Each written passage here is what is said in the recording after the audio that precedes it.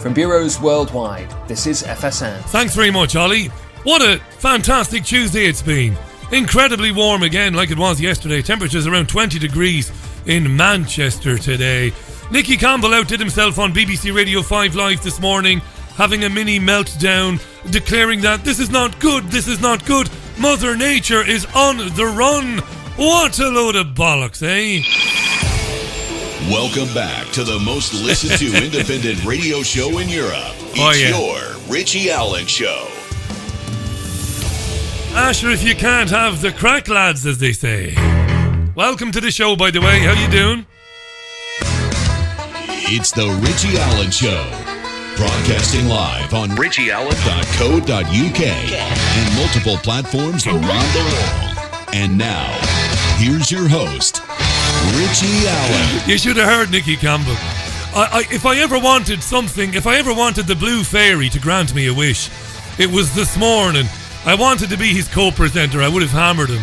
He was nearly crying, the fakest man in British radio, maybe after James O'Brien. Nicky Campbell, oh, Mother Nature is on the run. This warm weather is not good. We're all going to die. Anyway, joining me this Tuesday, Professor Alan Sked of the London School of Economics, the founder of UKIP, joins the programme to talk a little bit about Brexit, of course. Alan Sked, really great guy. He's been on the programme several times before. He's back today. And in the second hour, I'm joined for a roundup of the news by my old pal Tony Gosling, of course, the presenter of the politics show on BCfm, former BBC journalist as well. Top man is Tony. So it's a packed old show. It's your Richie Allen Show. It is live. Tis live on Fab Radio 2, richieallen.co.uk, trigger warning, .tv, TuneIn Radio, and many more places as well. Yeah. It's all that global warming, you see. It's not good. Piss off, Campbell. Anyway, yeah. He's been in the news doing a lot of virtue signalling lately, Nicky Campbell. He's been talking about adoption. I didn't realise he was adopted. Apparently his mother was Irish and wasn't in a position to raise him and all of that. It's been in the news anyway. Nicky Campbell. He's never heard of me. Well, he has. In fact, he tweeted me a couple of times. I had a pop at him a few times. And to be fair to him, he retweeted me. Right, so lots to talk about today. Before we go any further, remember yesterday talking about the new McCarthyism around the myth that anti-Semitism is prevalent in the UK today? Do you remember I talked about how this show, my show, your show, has been criticised for speaking to far-right characters like David Duke in the past? Well, the Jewish Chronicle is at it again today. Jack Summer, the head of news for the Jewish Chronicle, tweeted, "You wouldn't put chips, battered sausages and a lovely battered cod in the Jewish Chronicle. It is a worthless rag now, right? It really is crap now." Then again, so is the Sun and the Mirror and the rest of it, but it's crap. But anyway, Jack Summer is the head of news, and he tweeted this afternoon, so the founder of UKIP is going on a podcast that previously interviewed David Duke and used to be broadcast by David Icke? Okay, said Jack Summer. Of course, Jack Summer has revealed himself not to be fit for purpose as the head of news of any organisation. I wouldn't give him the head of news job at the Waterford Gazette, at the Sesame Street Post. This isn't a podcast. A cursory bit of research, you would have realised, is a live radio show with a massive audience broadcasting on multiple platforms. And David Icke never broadcast this radio show. He streamed it on his website, and he had nothing to do with the editorial or the production because I wouldn't allow it, and nor would he, to his credit. Summer is a muppet. This is all about trying to destroy shows like this by using these sinister tactics, by saying to people, you can't go on to programmes like that. That's where they want to take it, to starve you of guests. But if that ever happened, I'll be here every day by myself and I'll still have plenty to say. What a moron Summer is. I pointed out to him on Twitter today, Oprah Winfrey interviewed David Duke. Does that mean that everybody who went on Oprah Winfrey's show thereafter shouldn't have done? Because Winfrey spoke to David Duke, and God knows who else she's interviewed over the years anyway. Here's a very serious story. We won't lead with Brexit today. We'll lead with Venezuela, because Russia today has claimed overnight that the United States is ready to invade Venezuela and is mobilizing troops as we speak, you and I. Yes, there is a certain inevitability there. I do agree with that. This is RT last night. It's their 9 p.m. broadcast.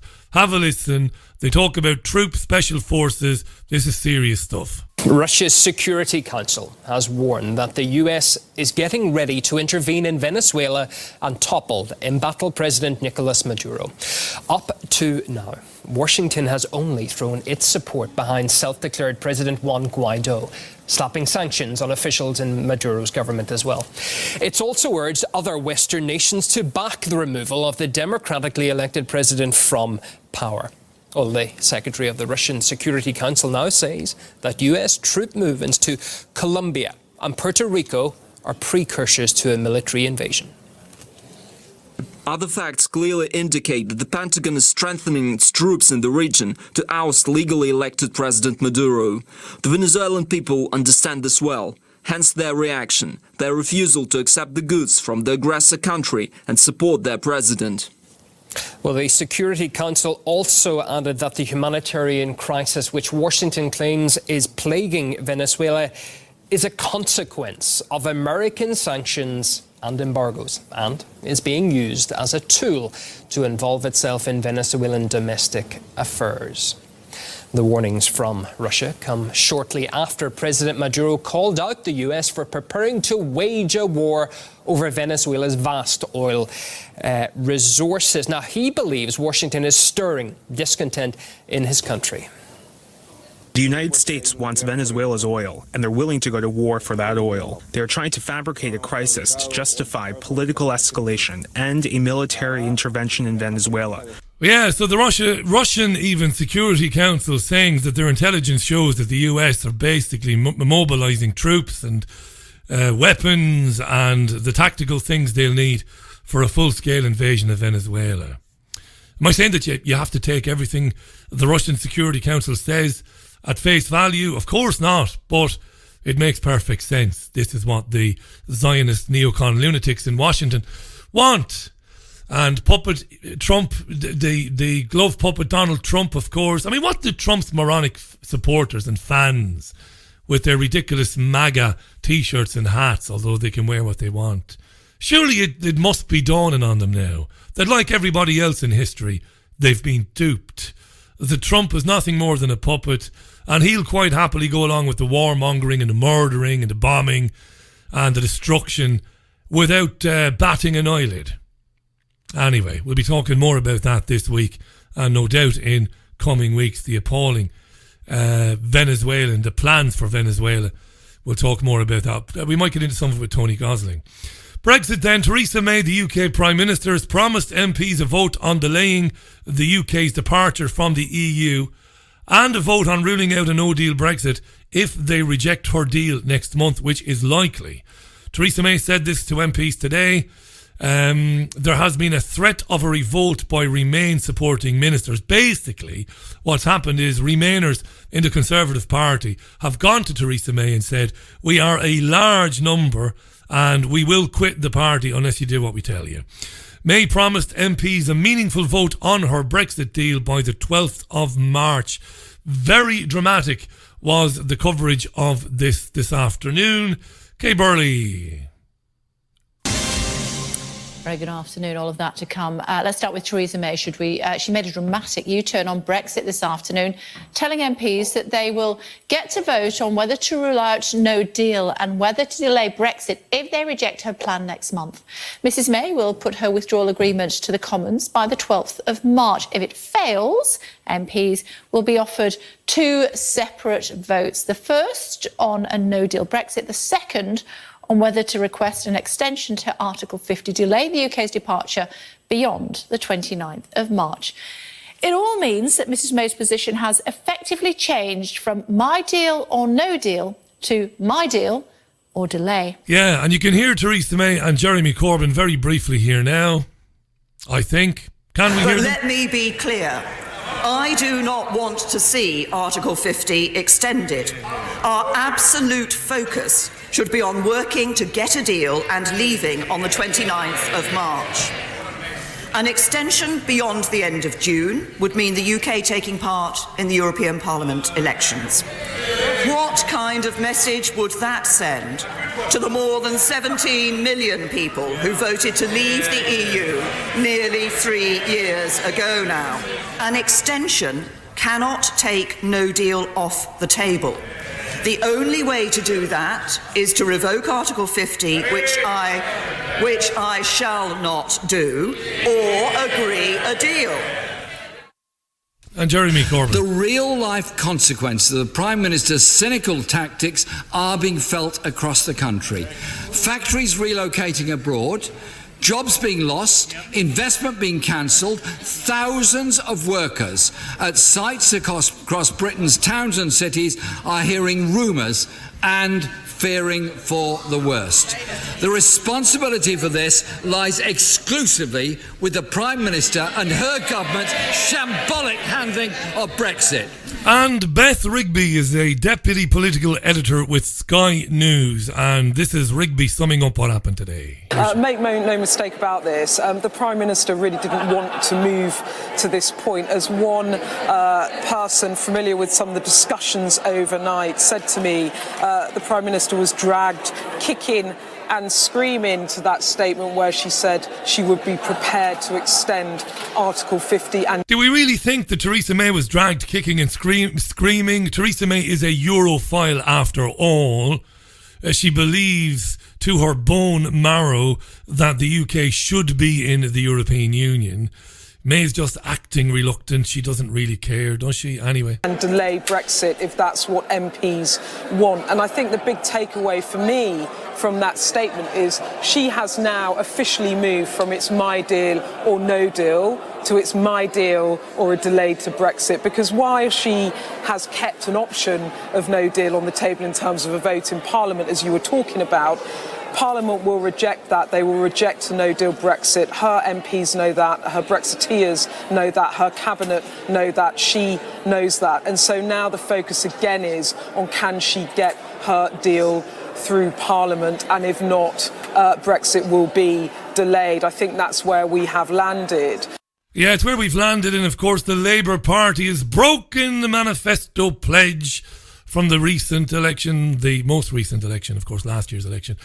Was it 2017? Was it now? It's incredible the way things, I don't know. My memory, I'm losing it, to be honest. Anyway, Labour's manifesto pledge, of course, was to honour the referendum result, but they flip-flopped on that now, and it is party policy to pursue a second referendum. What does Jacob Rees-Mogg, terminological inexactitude, darling? What does he think of all this? The hard Brexiteer, member of the ERG, the European Research Group, what does he think about it? What May has said, and if you missed that, in all of that clutter there, May has said, if you reject my deal again, you will then be able to vote on extending Article 50, meaning we won't leave on March 29th, and you will also be able to vote on removing no deal from our negotiating, I suppose, from our teams, our negotiating team won't be able to leave without a deal. We won't leave without a deal. You can stop that as well. I know. I have been off for a few weeks. You do get me. 2 votes, one to extend Article 50, the other vote to get rid of the possibility of a no deal. Anyway, Jacob Rees-Mogg. If Brexit were to be delayed to change the backstop to the Malthouse Compromise, that would be positive, and to allow time for legislation to get through, that again would be perfectly acceptable. If it's being delayed, which is my suspicion, as a plot to stop Brexit altogether, then I think that would be the most grievous error that politicians could commit. It would be overthrowing a referendum result, 2 general elections, one to call for the referendum, one to endorse the referendum, and would undermine our democracy. Jacob Rees-Mogg, undermine our democracy. More on this with Professor Alan Sked in a few minutes' time.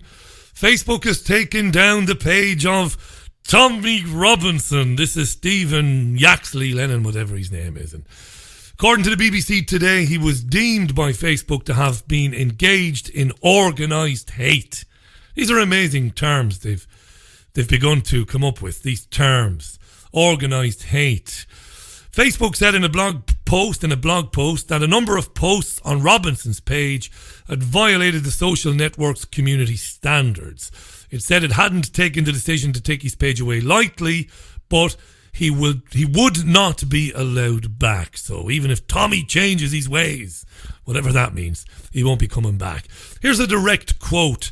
When ideas and opinions cross the line and amount to hate speech that may create an environment of intimidation and exclusion for certain groups in society, in some cases with potentially dangerous offline implications, we take action, said Facebook.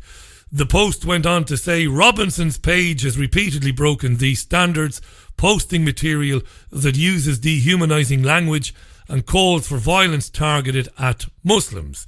He's also behaved in ways that violate our policies around organised hate. So Robinson, Stephen Yaxley Lennon will not be allowed to set up an official page on Facebook or Instagram in the future. Facebook said they'd written to him several times about a number of posts on his page that had violated its community standards, and it did give examples. Facebook said there was a post calling Muslims filthy scumbags. There was a post urging people to terrorise and behead those who follow the Quran. A post urging people to make war with Muslims. Multiple videos depicting individuals being bullied. And in January, YouTube suspended adverts on Robinson's account saying he had broken the site's advertising rules. As far as I know, and I certainly I'm not on Facebook anymore. I left Facebook a year ago, more or less. Don't have anything to do with it. As far as I know, the posts referred to by Robinson were uploaded by people who have liked his page or followed his page.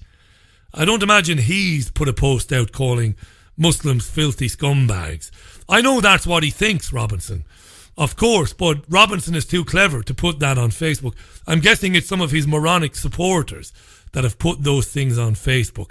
That being said, of course I don't support his page being deleted. Of course I don't support anything else being deleted.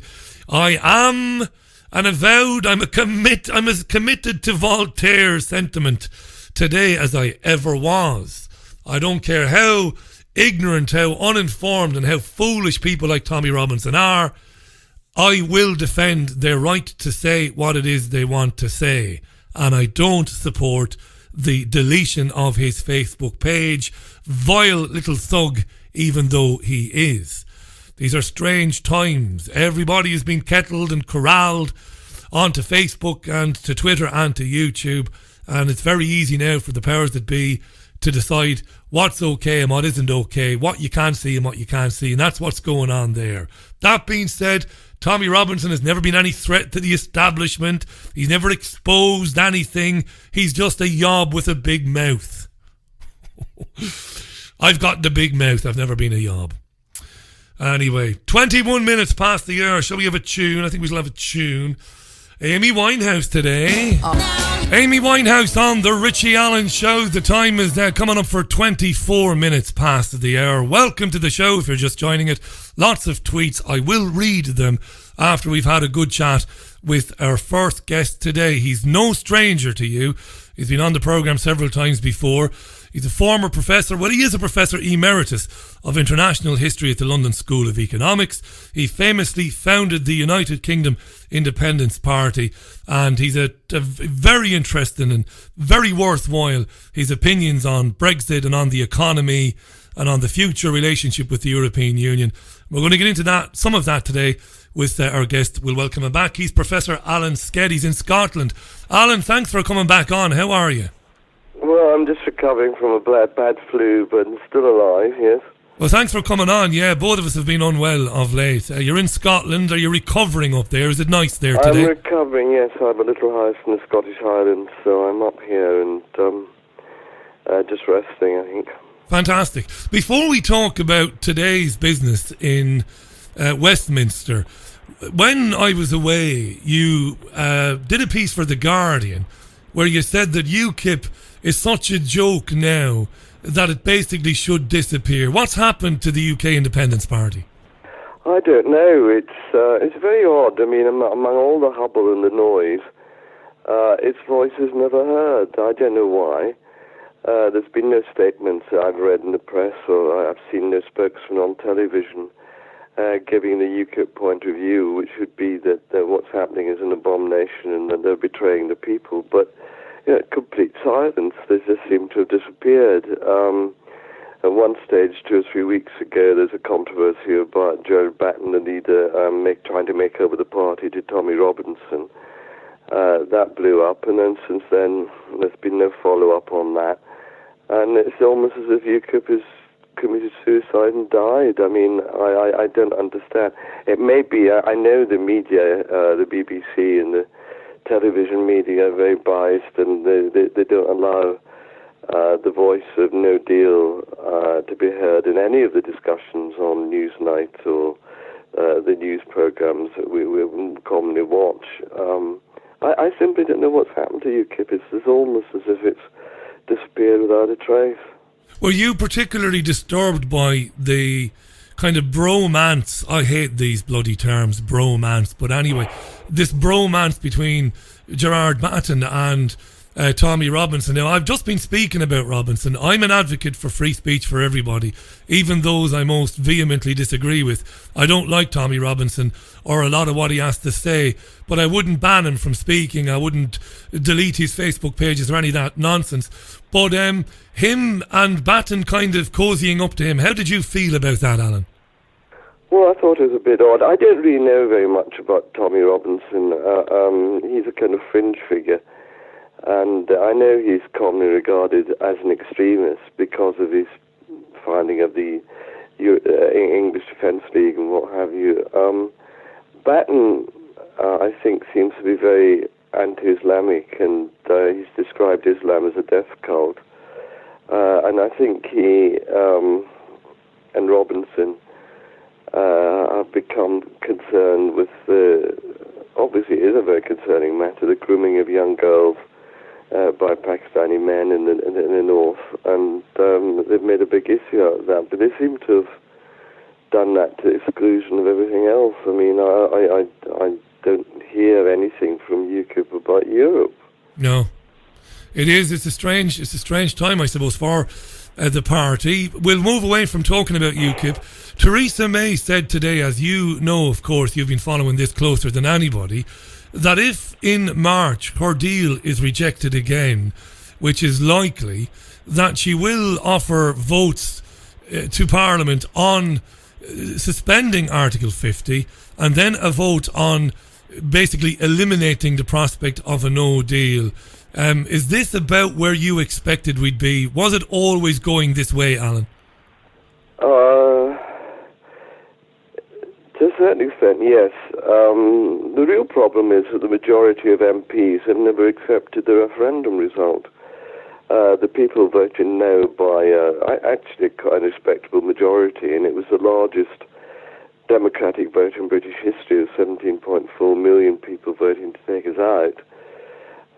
Then the government, which is full of Remainers and led by a Remain Prime Minister, completely, if you excuse the expression, balls up the negotiations and brought back a deal that nobody in their right mind could possibly agree to.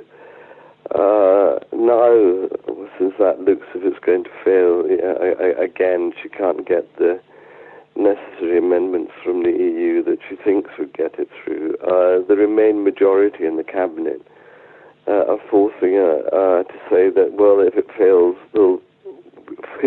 we can't accept a no-deal situation. I mean, the Chancellor and the Remain ministers who have been in charge of the contingency legislation about a no-deal situation have made it sound so dreadful, which it isn't, but they've made it sound so dreadful, they've scared everybody into believing it's a fate worse than death. And therefore, MPs who have voted against a no-deal outcome anyway are now all up in arms saying they're saving the country from disaster, whereas in fact it would actually be quite a good thing if we came out without a no-deal.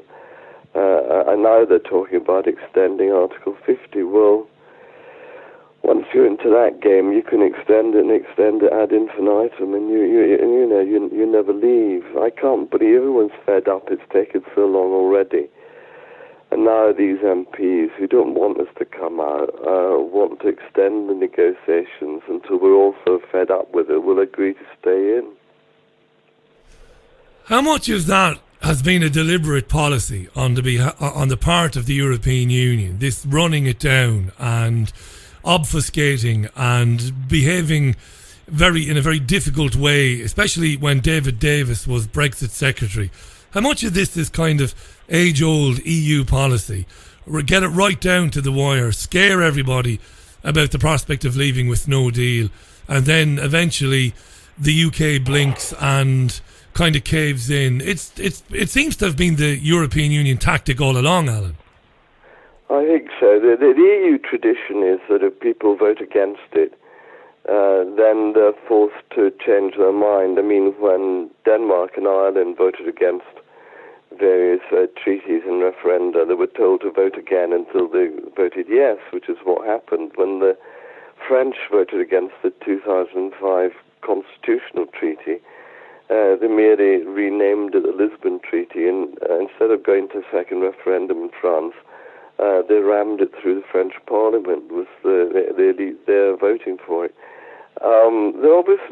They've made life so difficult for us that they've got to a situation where, the Parliament will not accept what they're offering, and Mrs. May is completely demented, thinks she's got a deal which is somewhere near reasonable, but in fact was thrown out by the largest majority in the history of Parliament, and she's still trying to tweak it a little bit and bring it back, whereas it would leave us more or less as members of the EU but without any voting rights.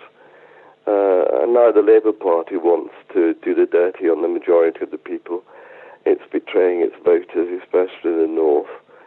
And it wants a second referendum with the choice to remain. I mean, it's looking as if we're gearing up with the prospect of a second referendum in which the choice will be either Mrs. May's dreadful deal that Parliament's already rejected, or the choice to remain in the European Union, which the British people have already rejected. I mean, it really is a ridiculous situation when our free people are told to vote on two things which have already been rejected by Parliament and by themselves. Is it fascist, Alan? Supposedly the name of a people's vote and democracy. As a teacher of international history, you're very familiar with the term fascism. Is this fascism, what we're witnessing today, last week, last month, is it the very definition of fascism? You mentioned the conduct of the BBC. Sky News is just as bad. I witnessed an interview yesterday between Adam... Sky News is just as bad. Just as bad, yeah. But it is a sort of fascism. What you're having is a group of really middle-class people with an international ideology trying to force what is in fact the British working class into accepting their new international order of the European Union. And that is fascistic in my view.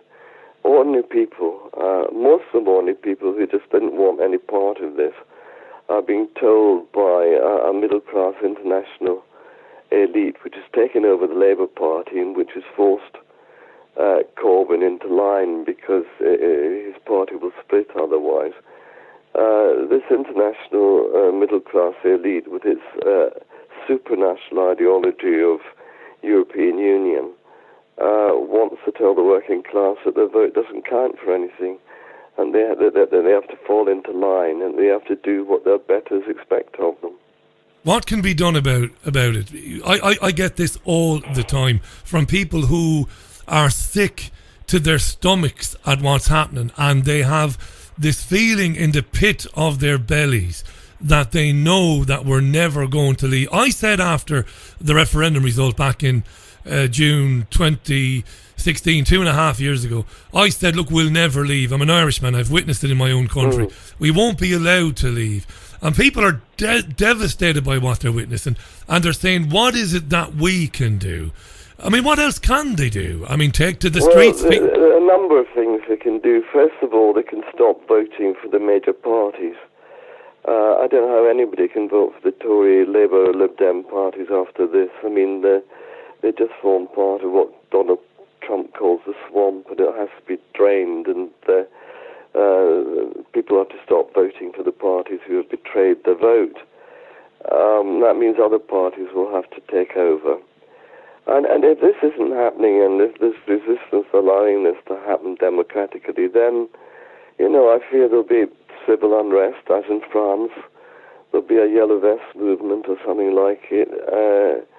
And, if we then get told we have to pay billions and billions and billions into the European Union without having any right of representation there, that we won't be on the Council of Ministers, we won't have a commissioner, we'll be lucky we're in the European Parliament. We'll be told what to do, and the Parliament will just accept it. If that's going to be our fate, then, I don't know, I hate to think what might happen, but I think it could degenerate into very bad civil unrest, to say the least. The Labour Party, as you mentioned, I want to touch on the Labour Party just for a couple of moments. They campaigned during the last general election campaign. One of the key points in their manifesto was that they would honour the result of the referendum. We know that historically, Jeremy Corbyn and Tony Blair, it must be mentioned, when Blair campaigned in Sedgefield in 1983, Blair was basically calling the European Union a tyranny. He really was. People, if they Google that, I know you know this, Alan, but a lot of our listeners won't know it.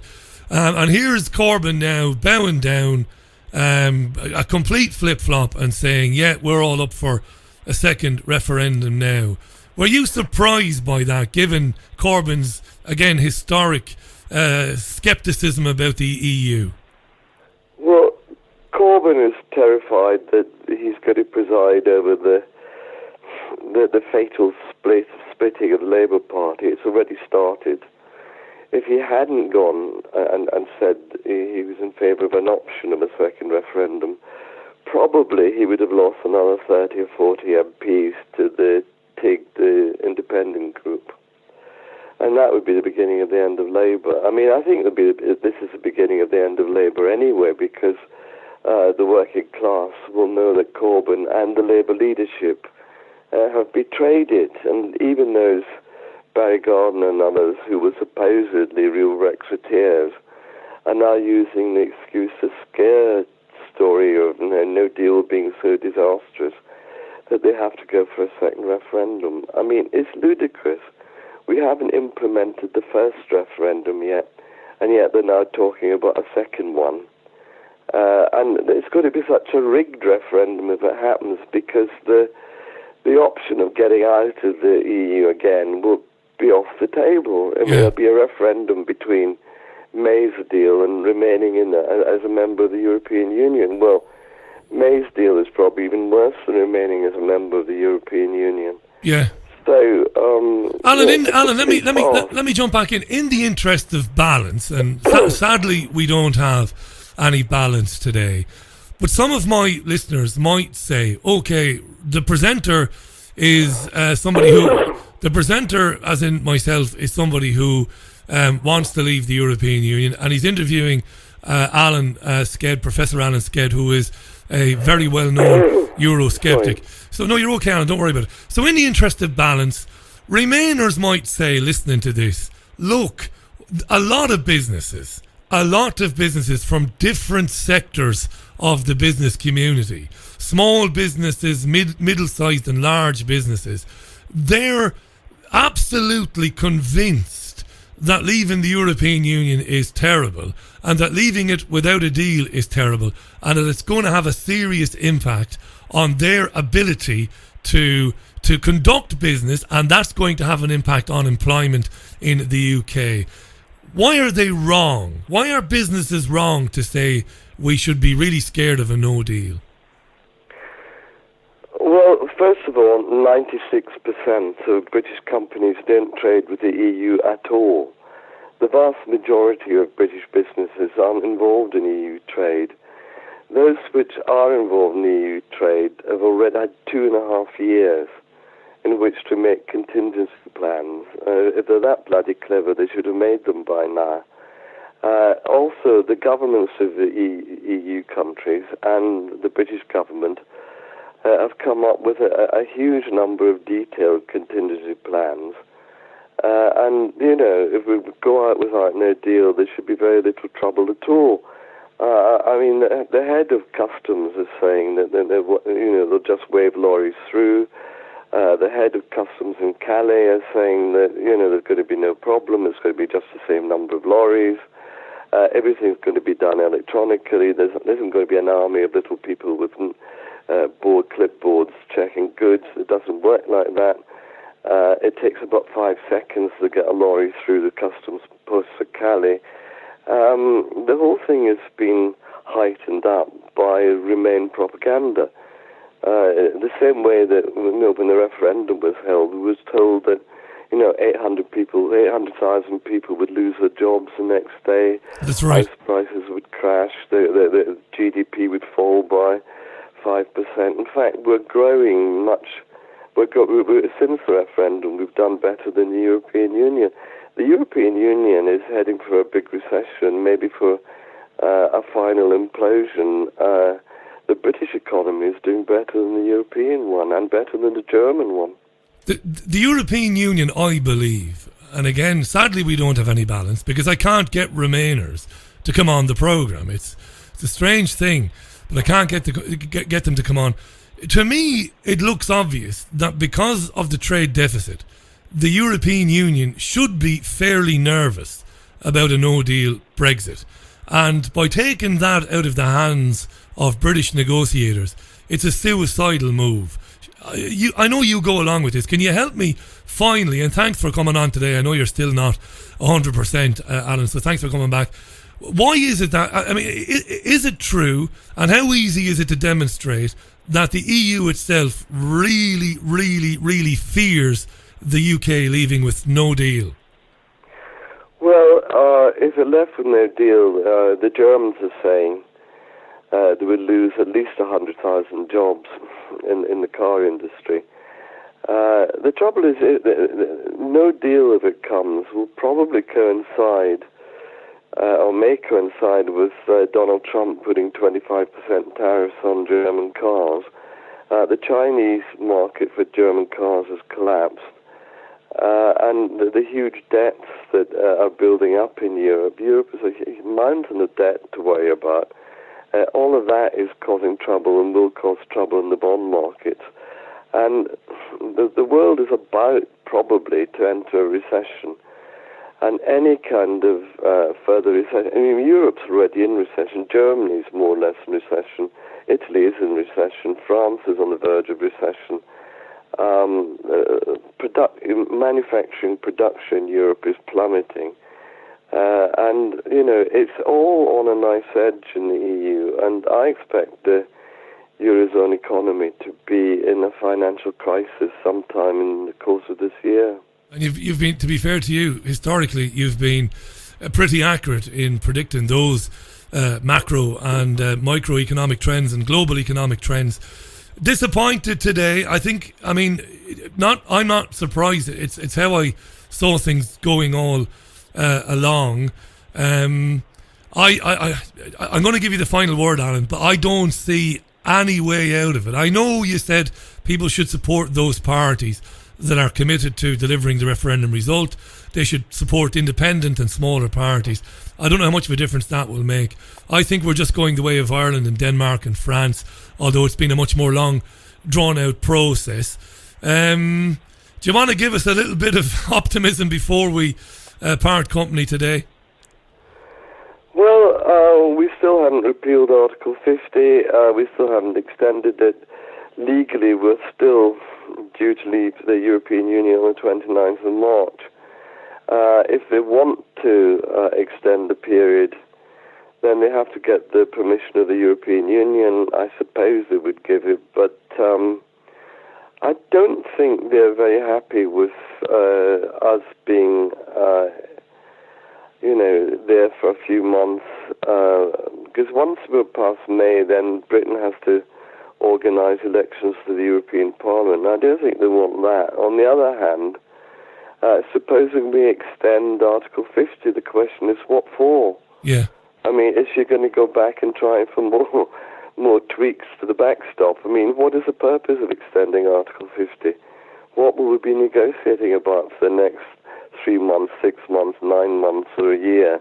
Nobody seems to know. It just seems to be a kind of way of staving off leaving the European Union. So we'll be in limbo. Industry will have more and more uncertainty, another year or 6 months or whatever it is of uncertainty. I don't suppose that will help them very much. And meanwhile, the British people get more and more and more frustrated. And therefore, I think there'll be a political reaction. Alan, thanks for coming on today from Scotland. Good to hear from you again. First time in 2019. No doubt we'll be talking about it again in the very near future. Continued success with your recuperation there in Bonnie, Scotland.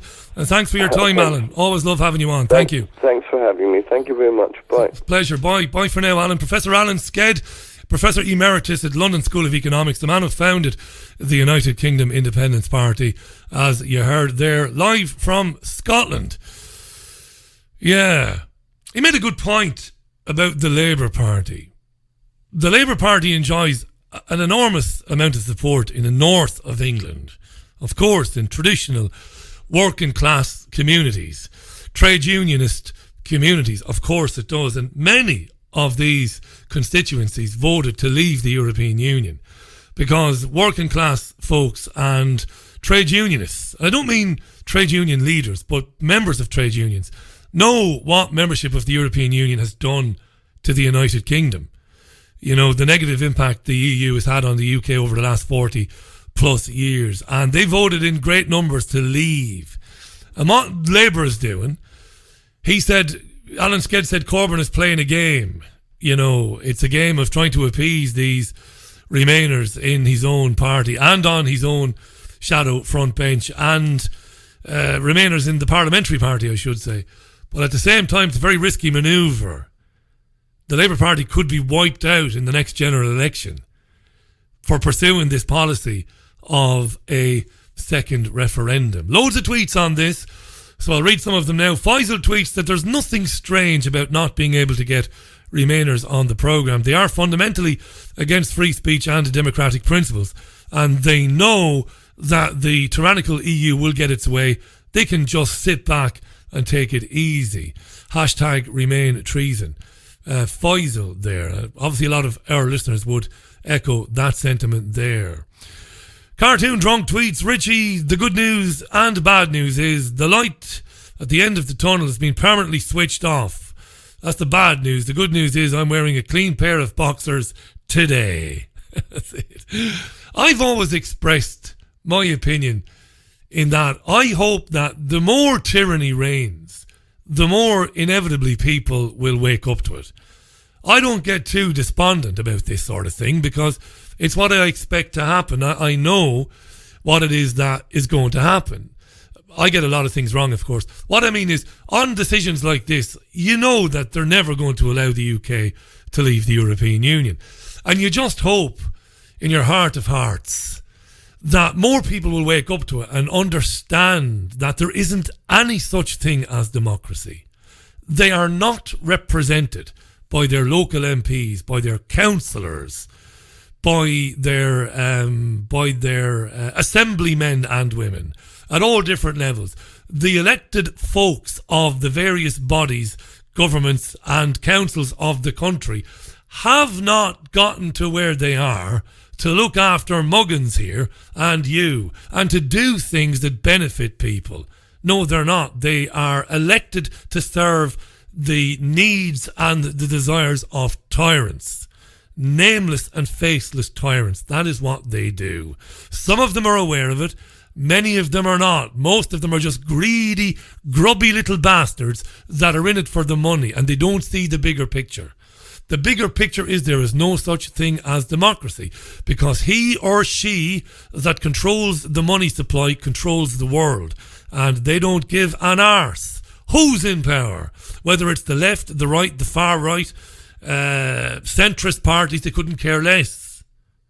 They don't care. People have to finally begin to wake up to this. This is the thing. It's the one thing, the money supply, the control of the financial cartels of central banking around the world. People have to understand that. It matters not who you put into Westminster. It really doesn't. And I think the more you see, you know, things like with Brexit and all of that, the more hope I have that people will start to understand it. It will terrify them. Terrified me when I realised what's really going on back in the mid to late 1990s, early 2000s, and I began to see what was going on. It scared the absolute trousers off me. Really did.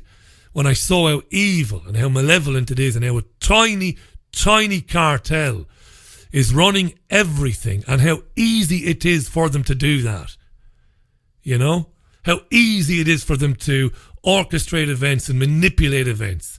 We have the United States of America on the doors of a country, Venezuela, which has not attacked any of its neighbours, let alone has it attacked or threatened the United States.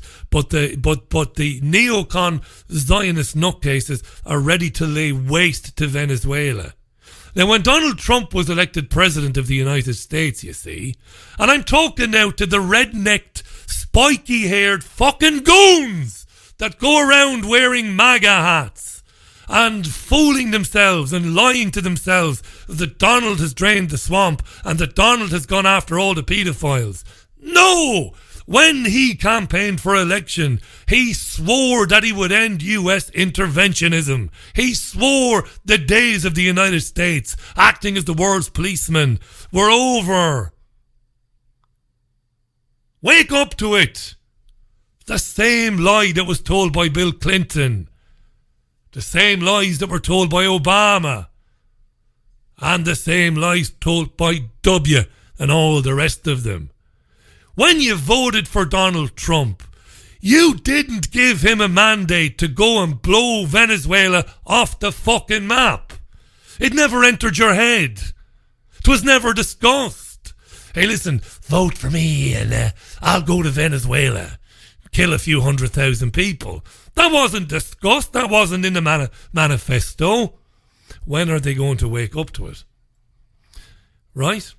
Patrick tweets, in order to introduce pure democracy, a single or two issue movement would be necessary to gain power and legislate to outlaw political parties. I would try and influence Nigel Farage and his party or a Brexit party to include this as an umbrella objective. And Patrick, you won't be surprised to hear me say to you, I fundamentally disagree with you. You cannot change this world through the ballot box. There is no right politician. I don't mean right as in on the right. There is no right man or woman. There were over the years. They were murdered. Or they were blackmailed out of existence. Or disappeared. You know, or their countries like Salvador Allende and Hugo Chavez were destroyed economically or militarily. There is no man or woman you can put into Westminster that's going to change everything. There is no man or woman you can put in Pennsylvania Avenue that will change things. It's impossible. The whole system has to be torn down. That's what has to happen. It's as simple as that. You know? I guess many of Trump's supporters are alive to it and awake to it. But the thing about narcissism and people and the way people are today, they haven't the courage to face up to it and say, you're absolutely right. I was fooled. I was fooled yet again. Remember Michael Rivero, one of the most honest people I've ever interviewed on this program, you know, admitting he was fooled by Obama. Jim Fetzer said he was fooled by Obama. And then Jim was fooled by Trump, but not anymore. You know, off to Venezuela now, mobilizing troops, the tanks, the weapons to go and wreak hellfire and brimstone on a country that is no threat to anybody. Right. Here we go again. 6 minutes, 5.5 minutes to the top of the hour. Hi to David Stanford. How you doing, David? Hi to Mwinga. I know I've said that. What I just said there, I know I've said it a million times, but you have to keep saying it to people. You know, until it gets through to them. Andy tweets, democracy's a sham. Whoever you vote for, same shit, different arseholes. Yes. Yes. Yes. It's as simple as that. Hi to the cat is back. Hi to In This Together, who says, what is the point of supporting any political party? Even those who supported UKIP were betrayed and left in the lurch. All parties with any chance of power take their instructions from Bilderberg, says at In This Together. Thank you for that. Hi to Andrew Bell. Hi to Tiger. Keep the tweets coming in. It's that Richie Allen Show on Twitter. Going to be speaking with Tony Gosling in a few minutes' time. We won't be talking about Brexit necessarily. There are lots of other things to get into with Tony as well. I'm looking forward to doing that. In the meantime, I'm going to pause for a breath and to play some Don Henley, one of the good old boys, on your Richie Allen Show, broadcasting live on Fab Radio 2, triggerwarning.tv, TuneIn Radio, and richieallen.co.uk. It is the 26th of February, Tuesday's programme. When I say it's always good to be with you, I mean it. Back with plenty more. This is The Boys of Summer, another scorching day in the northwest of England. This song is kind of appropriate, eh? Don Henley on the Richie Allen Show. How you doing, Paul Sweeney? Thanks for the tweet, Paul. Richie, all governments are subsidiaries of the extremely wealthy, tweets Paul. Thanks, Paul, for that. Hi to William Henderson. How you doing, William? Richie, when was there ever real democracy? Well, not in any country I've ever lived in, William, that I'm aware of anyway, mate. Thanks for that. Rich tweets, the media, the mainstream media is like a protective bubble over the whole corrupt system. Cartoon Drunk came back to say that he bets the United Kingdom is secretly preparing and training the riot squads for a yellow vest protest here in the future, just like in France. Maybe you're right. Bit of democracy, says Faisal, broke out in Iran once. Mohammed Mossadegh, of course, but the CIA soon put a stop to that and put a Shah in its place. That's right. It's a story that everybody should know. What happened in Iran, 1953. British Petroleum and the intelligence agencies of the United States and the UK. It's a tyranny. That's what it is, you see. But nobody's been taught that in school. What are they teaching children in high schools in England? I know it's secondary schools in England, I know. And in American high schools. They're teaching them about kings and queens, and they're teaching them about Napoleonic wars, and they're teaching them about World War I and World War II. Maybe a bit of Vietnam. That's what they're teaching them. They're not talking to children in high schools about when the CIA went into Central America. They're not telling them about when the CIA destroyed the progress, the wonderful country that Iran was turning into, where there was money for everybody and education for women and children and everything else that was wonderful under Mossadegh. They're not learning this stuff. And as children's brains are destroyed by teaching them about same-sex relationships and about gender politics, and they're glued to their fucking mobile phones, the children of their own volition are not going to go and find this stuff out. What are we doing? What have we been doing? Why did we do that to Vietnam? Why did we kill 4 million people in Vietnam? The Vietnamese never done fuck all to us, did they? But they're not going to find this stuff out. Do you remember the Vietnam films in the 1980s? Do you remember Missing in Action? Do you remember that? Do you remember that bollocks? And Rambo, First Blood. I mean, Rambo, First Blood was a brilliant book and a brilliant film with Sly. You know, where the horrors of war and killing innocent people in villages were revealed. And then Rambo 2, of course. Forget First Blood. Off he went to Vietnam and he released all these poor POWs being tortured by these Vietnamese people, missing in action. That's the crap we got in the 80s. But at least we knew that was bollocks. What are children learning today in schools? What are they learning about these things, these important historical happenings and why they really happened? I mentioned Chile, September the 11th, of course. I don't mean September 11th, 2001. I mean September the 11th in Chile. Right? Salvador Allende. Find out about that. Talked about it before I got sick. Find out about Hugo Chavez and what really happened in Venezuela when Chavez began to lift millions of people out of poverty. Find that stuff out. and share it with people. 3 minutes past the hour. Faisal, I've got Faisal on the brain today. Tony Gosling is going to join the programme in a few minutes' time, and we're going to talk about a number of different things. I don't think we'll get into Brexit too much. Here's a story before say it for me, before Tony joins the programme. Here's something that I've spent a lot of time talking about, but not just on the radio. I've spoken a lot about this over the years in conversations with friends and colleagues and ex-colleagues, and I've also talked a lot about this during those years when I was teaching radio production to people. I talked a lot about it. I talked a lot about media plurality and the death of media plurality. And here's a story on the BBC which is just heartbreaking. It's a story which is breaking this afternoon. Global Media has announced it will launch UK-wide national breakfast shows on Capital, Heart and Smooth Radio. Global says that it will be creating the 3 largest commercial radio breakfast shows in the UK with 4.8 million, 3.7 million and 2.7 million listeners respectively each week. So why is this of any interest to me, Richie? I hear you cry. Well, because it means that Global will be further reducing locally produced programmes with more than 100 jobs at risk due to the changes. Ofcom has approved the move. Well, of course it would. Ofcom is not fit for purpose. It is as corrupt an organisation as any organisation in any sector in this country that has ever existed. What does it mean, Richie? Why are you ranting on about it? Well, you see, many years ago when companies like Bauer Media and Global Media were allowed to buy up local radio stations all over the country, I talked about years ago the devastating impact that would have on democracy, which never really existed.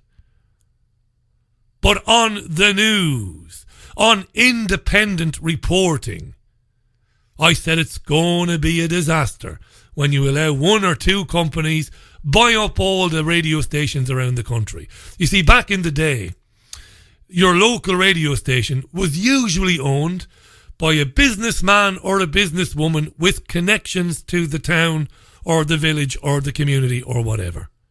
They ran it. An independent businessman or woman ran a commercial station to make money, obviously, through the sale of advertisement. But what was great about local commercial radio stations was that those local commercial radio stations were usually staffed by local journalists and local people. And when Tony Gosling joins me in a minute, I will be getting into this with him because it's a breaking story.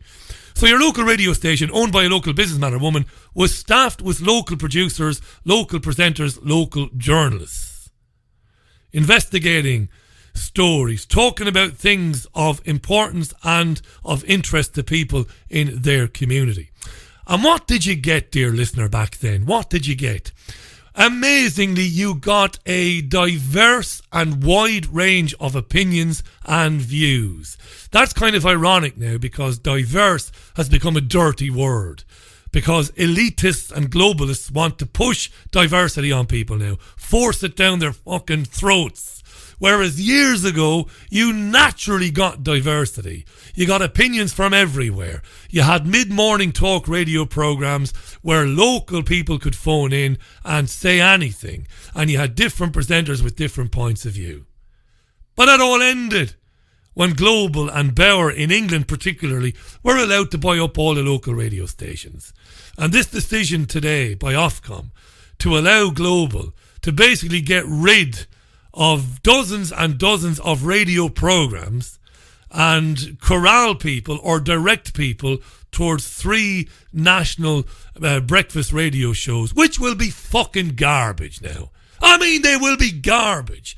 They will be presented by no marks. Muppets without a single fucking brain cell in their heads. and they will sit there in the mornings and laugh and giggle at stupid things. They will play the most wretched fucking music, and they will talk to you about Celebrity in the fucking Jungle or whatever it's called. They'll talk to you about Big Brother. Not anymore. I don't think anybody watches that. They'll talk to you about Love Island and all that crap. And interspersed between all of that shit and all that absolute dross talk between the co-presenters, which will be a man and a woman, or a trans man or a trans woman, in between all of that, you will have mind-numbingly fucking boring interviews with Z-list celebrities. That's what you're going to get. But that's not what you used to have when local radio stations had content that was tailored to the local area. And without forcing it on anybody, I have to repeat this, without forcing diversity of opinion on anybody, you got it naturally. Because people phoned up, they had their say, from all walks of life, all colours, all creeds, faiths, of course, creeds. This is disgusting, this, you know. But it's inevitable. It's inevitable. 5-6 major corporations own about 90% of the world's media now. Plurality is dead. And I want to get into this with Tony Gosling. Unless Tony's forgotten that he's coming on the programme. I've not seen him there. He should be there, but I haven't seen him as of yet. So we'll give him a ring. It's easy there. We'll bring him on. So there's my little rant for today. Right. You have to laugh, because if you don't laugh, it'll kill you. It'll drive you to an early grave, is what it'll do. No sign of Tony just yet. 10 minutes past the hour it is, by the way. I've got plenty to tell you if I don't get Tony on today. But he's ordinarily one of the most reliable guys in the business, so we'll give him a few minutes and we'll see what's going on. In the meantime, you can always do, when all else fails, you can always play a tune. So that's what they're doing to your media, you see. This is the Richie Allen Show. Genesis, Land of Confusion, back in 3.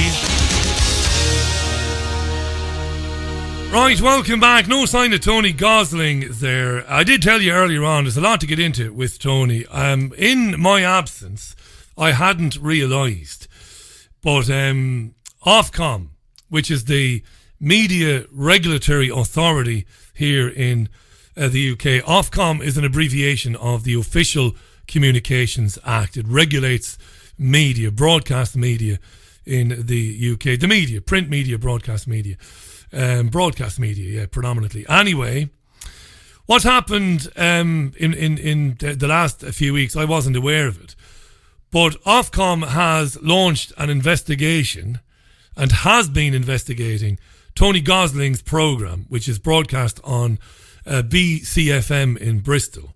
It's a 2-hour weekly politics programme called The Politics Show. It's an excellent programme. I've said this before and I mean it. No sycophant have I ever been or will I ever be. And I don't endorse much, as you know, but I think his programme is excellent. Tony worked for the BBC for many years as a journalist, and he's a very good journalist. I first came to know about Tony when he was writing about and talking about the 7th of July bombings of 2005, when he'd done a terrific amount of research into the claims made on the day, the many things that didn't add up about the 7th of July bombings. He'd done some sterling work there. And the BBC ran a programme called The Conspiracy Files. And along with many other people like Nick Collerstrom and others, they interviewed Tony. And I got to know him then. I was in Spain at the time, and I started bringing him on the programme. I've always found him very good value, Tony. He's a very dependable journalist. Won't make a claim unless he has material evidence to submit to support that particular claim. He's very good. Like myself, I will never claim something to be an absolute fact unless I can prove it. I express opinions on things, of course, but I often I will then later on come back and say, well, look, I've found something else out and I've got to revise my opinion. But I won't claim something to be a fact unless I know it to be a fact. But what's happened is a director of a firm called UK Lawyers for Israel, UK lawyers for Israel. I wonder, are there UK ice cream men for Israel? If you're listening to this and if you're a Mr. Softy, if you're an ice cream truck operator, why don't you fucking form a group called Ice Cream Truck Drivers for Israel? Sell ice cream and start screaming at people that they're anti-Semitic if they don't give you the money or the proper change. If you don't have the proper change for the 99, you're a fucking racist. That's what we should start doing. Anyway, the UK lawyers for Israel, supporting Israel with legal skills. Fucking idiots. I've never met them, but they must be pure idiots, these guys. They've complained about the politics show presented by Tony Gosling. And the excellent politics show is now, or has been, investigated by Ofcom. And Tony told me last night a decision is expected on Thursday of this week. So I'm going to read you from the UK Lawyers for Israel story, because they've got a website, these morons, and they are, I shouldn't be like this. I know I'm supposed to be a professional broadcaster and a real journalist. It's a bit childish of me. It's a bit churlish, a bit childish. It's a bit immature, but fuck it. I'm having a sweary day. I'll be immature today. They're obviously cretins, these UK lawyers for Israel. You know, Israelis are doing okay, I think, in terms of access to legal help. I think jurisprudence is working out well for the Israelis. Why wouldn't you want to offer legal aid for Palestinians? Anyway, let me read you.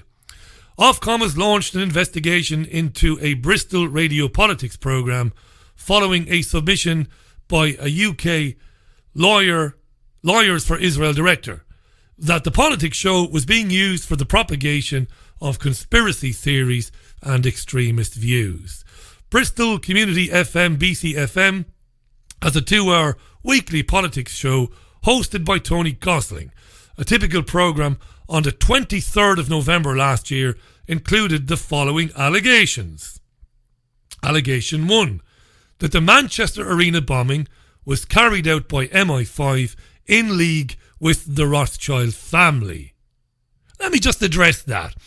Tony Gosling, like myself, is well aware of the fact that the man alleged to have carried out the bombing in Manchester on the 22nd of May 2017, was it? 2017 was, I think it was. The man alleged to have done that was a man called Salman Abedi. His father, Ramadan Abedi, worked for MI6 and was paid by MI6 as part of a team that he headed up to assassinate Colonel Gaddafi in Libya in the mid-1990s. So I know that Tony Gosling would have been talking on his programme about the very strange and weird coincidences around the character Salman Abedi, who's supposed to have killed people in Manchester. Now, people died in the arena. I know some of our listeners, I know, you can say what you want, you can think what you want. I'm entitled to my opinion. Some of the people listening to this programme will go batshit crazy now. It was a hoax. It wasn't. It wasn't a hoax. People died there. I know this for a fact. Right? So we're entitled to know what really happened. The British media, with the exception of The Guardian, didn't think it was worth mentioning to the readers and to their listeners that a man whose father was a agent called Agent Tunworth, Ramadan Abedi, worked for MI6 and was part of a plot to kill Gaddafi. How incredibly coincidental that is. That's what Tony Gosling would have been talking about. Did Tony Gosling blame the Rothschilds for the Manchester Arena bombing? I doubt it very much. I'd have to hear the audio. But Tony Gosling is not a moron. And I doubt he said that the Rothschilds had anything to do with it. What else is Tony alleged to have said that pissed off the UK lawyers for Israel? That Israel is the most dangerous country in the Middle East. It's the most dangerous fucking country in the world. Because Israel is that little dickhead on the school playground. The little weedy guy who's got the big stupid bully standing alongside him. And the big stupid bully is too thick to know that he's being manipulated by the little guy. The little guy is Israel. The big thick bully is the United States of America. Israel is the most dangerous country in the Middle East. Tony had Joseph Wages on, or quoted Joseph Wages, that the Illuminati uses degree rituals and oaths in secret societies to infiltrate and control governments to bring about a globalist new world order. But that's absolutely true. Every word of it is true. Maybe they might report me to Ofcom. Tough shit, Paddy. I'm not bound by the rules and regulations of Ofcom. There you go. So that's it. So Ofcom is investigating Tony Gosling for speaking about things. He had Miko Peled on, the general's son. We know Miko Peled. We've had him on. He's an Israeli. He's been on this programme. And it was said, this is what they're pissed off about now, the UK lawyers for Israel. It was said on Tony's programme by Miko Peled that Israeli children are indoctrinated and Palestinian children are intentionally killed by Israelis in Gaza. Again, that's absolutely true. It's fucking true. Very interesting to see the Ofcom decision on Thursday, won't it? Won't it? And they go on to basically defame Tony, and they quote a guy called Jonathan Turner, the chief executive of the UK Lawyers for Israel, who said, "We identified and analysed 14 breaches of the Ofcom code in a single episode of a programme.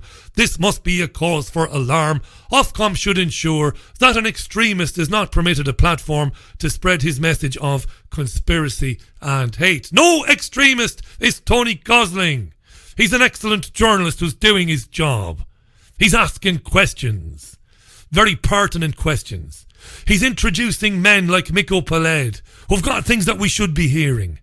We should be listening to him. Shlomo Zand. Should be listening to these guys. That's what he's doing. And he's expressing his opinion that they intentionally murder children in Gaza. Well, of course they do. Operation Protective Edge in 2014, they bombarded Gaza from the air, knowing the children were going to be killed. Over 500 children were. In total, more than 2,000 people were. That is intentionally murdering people and children. Yes. Yes. Sorry for the very short bit of dead air. There, my friends. I'm just typing a message there. I don't think Tony's absence today might be connected to this Ofcom investigation. And if it is, fair enough. I will kick him in the balls for not telling me if that's the case, because he's left me high and dry. But you know, I've got a big mouth. I can talk anyway. So the UK Lawyers for Israel have complained to Ofcom. Ofcom are investigating. Let's see what they say. Yeah. These are strange times. You see that goon from the Jewish Chronicle today trying to prevent Alan Sked from coming on my programme. Because Alan Sked, London School of Economics, he shouldn't come on my programme because I interviewed David Duke in the past. Thankfully, Alan Sked couldn't give a shit and came on today as usual. And will come on again in the future. This is what they're doing, you know. Asking questions about the Manchester Arena bombing. There are a million questions to be asked about the man alleged to have committed the atrocity, and his lineage, his parentage, his heritage, his dad, who was known to MI6, who worked for MI6. Massive questions, and Tony Gosling is only doing his job. Look, I'm not going to get Tony on today. So I'm going to leave you on that rant. Don't cry. It's 90 minutes today. It'll be 2 hours tomorrow. I'm going to leave you because I've nothing else to add to that. And I am just back, and I am easing my way back into it after a pretty grave illness. So I'm going to love you and leave you. I'm going to leave you on that bombshell. And Tony might be on with me tomorrow. He might come on Thursday when the decision is announced by Ofcom. But these are tyrannical times. Yes, Richie, that's a catchphrase. You keep saying it.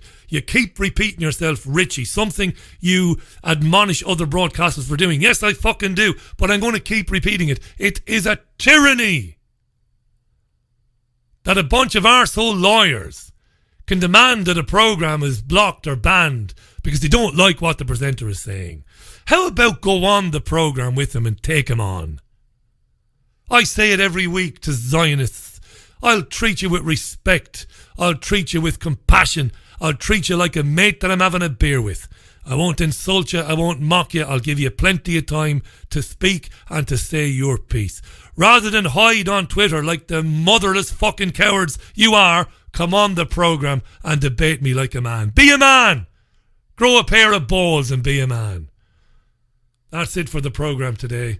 Going to leave you with the rather gentle chimes of Can't You See from the Marshall Tucker Band. That closes out the Richie Allen Show for Tuesday, February the 26th.